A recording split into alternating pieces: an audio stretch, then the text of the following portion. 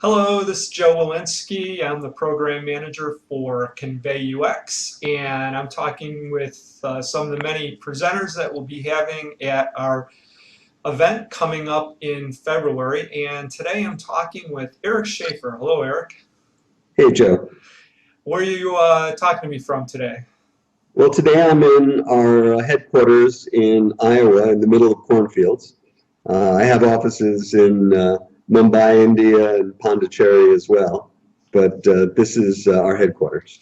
All right, great. Well, why don't you, for the people that may not be familiar with your background, why don't you just give us a little bit of information about you, your company, the types of things that your organization's involved with?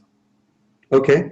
I've been doing UX work for almost 40 years now.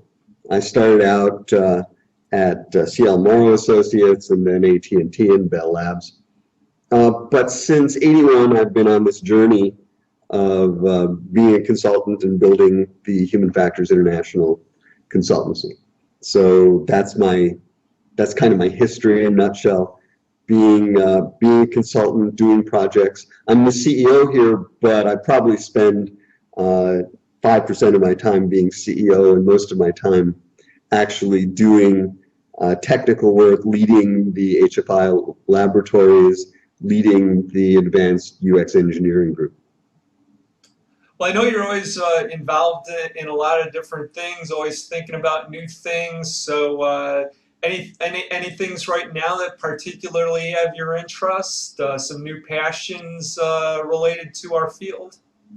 Yeah, I think there are two areas that are really exciting for me in the field. About 15 years ago, I started to realize that we already knew enough about whether to left justify fields and how big a font should be. And so having the fundamentals of design was important, but we needed to go beyond that. And so what's exciting for me is what we're going to talk about in the session that we'll do for you. And that's two things.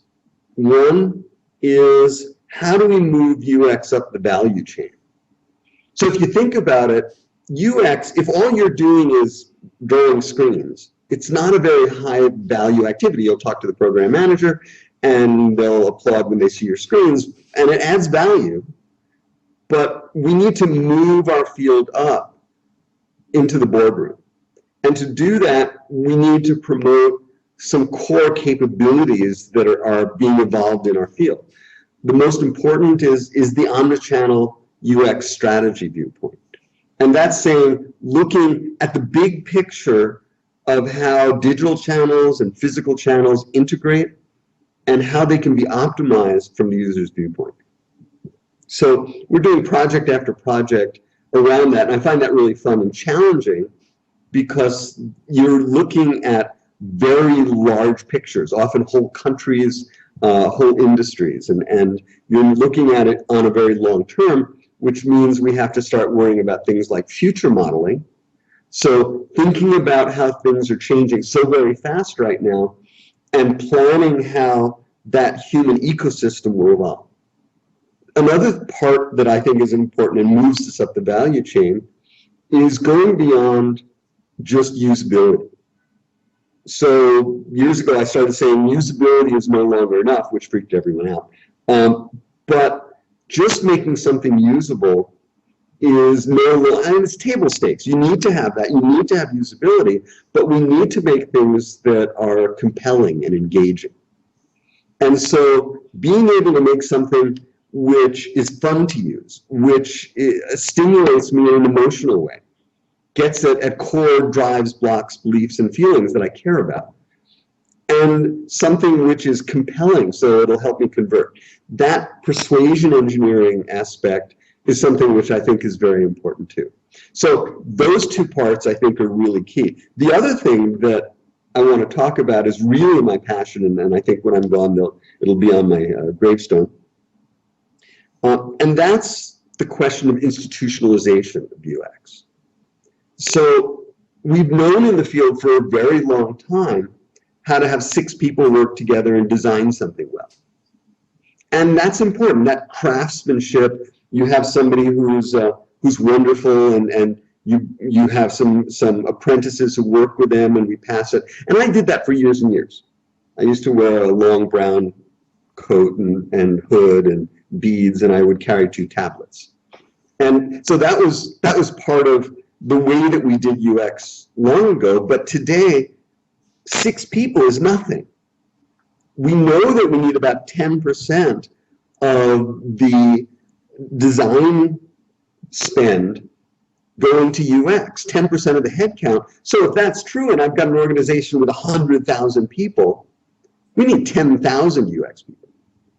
So we're starting to see organizations like IBM at least talking about, okay, how do we have 1,000? And that's way different. So as we start to build industrial strength, large scale UX practices, there's a whole nother level of approach. It's different. Just like if you make a room big enough, you start having new challenges, like it rains inside of the room.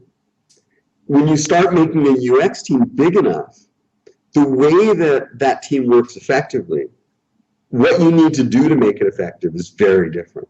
So those are the 2 things, Joe. I went on a little bit, but those are the 2 things that are exciting to me and I want to talk about. One is, how do we move our field up the value chain? So we're in the boardroom, so we are adding the kind of enormous value that we can. And 2, is that appreciation results in executives around the world going, we want to be customer-centered. They don't know what it means, but they know to say that. Then how do we go from that statement to having a mature practice that's sustainable, that is appropriate to the scale that our industry is going to? Well, let me follow up with you a little bit. In our field, there's obviously people doing UX work in a variety of environments. Some people are working for agencies where they have a number of different clients where they're doing the work. Many of us work in organizations where internally we have our own UX teams to do things specifically for our organizations. We have organizations of different sizes. How do you see your vision embracing all these different types of contexts that we might have? Are there some that where this is more easily reachable, or anyway, just some thoughts you might have along those lines? Sure. Little is easier. So if you have one person, HFI has a whole training certification program, put them through that, and they'll go forward and do better work. And that's pretty easy, and working in a small team isn't bad. But the world changes as we go from 6 to 20. Running 20 is kind of the outside, and I've done all this. I've had 6-person teams, 20-person teams. 20 people, it starts being very different. You'll see most UX consultancies are 20 or fewer people. And that's because as you get beyond 20, the world starts changing. We just did the first bot program to build, operate, and transfer a 50-person UX team. So we're helping a telco set one up. And when you get to 50 people, we know how to do it, but it takes a whole set of methods and standards and knowledge management and making a process-driven organization that isn't dependent on one person. So you can't hope you have a Steve Jobs in your organization. It's just not a viable alternative. And so we need to move towards that professional industrial strength practice. That doesn't mean we don't need brilliant people. We do, but putting them in that kind of practice is what's really cool. And then for me, we kind of know how to go to a 50-person team. And at HFI, we're close to 200.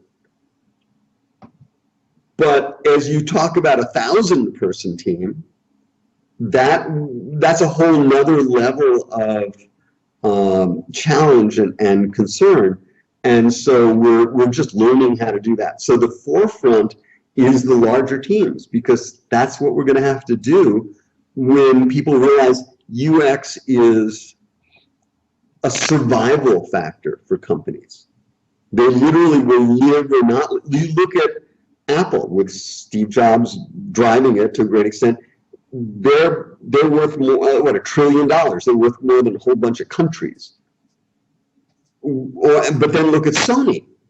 Sony does similar stuff, and they do nice design, but they're dying because they don't understand the higher level UX kind of perspective, and they don't do omnichannel strategies, and they build individual things that are beautiful, but they're failing because they don't have the advanced UX capabilities.